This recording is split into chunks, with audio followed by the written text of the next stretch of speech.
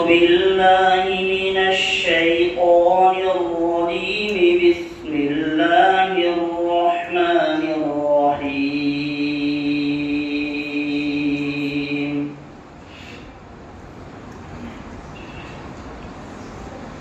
سبحان الذي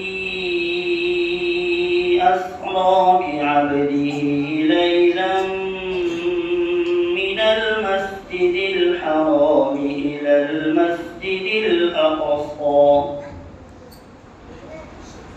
الذي باركنا حوله لنريه من آياتنا إنه هو السميع البصير. وآتينا موسى الكتاب وجعلناه هدى لبني إسرائيل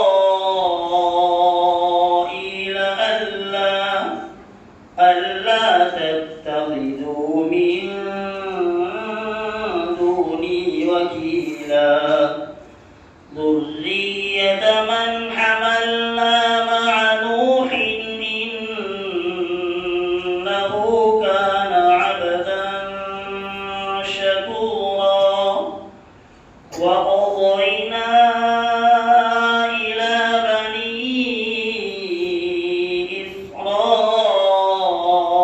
إسرائيل في الكتاب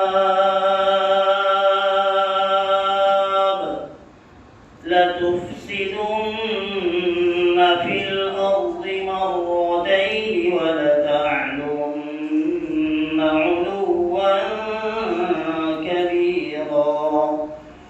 فإذا جاء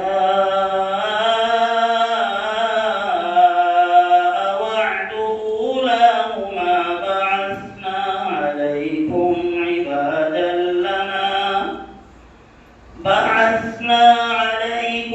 عبادا لنا أولي بأس شديد فجاسوا خلال الديار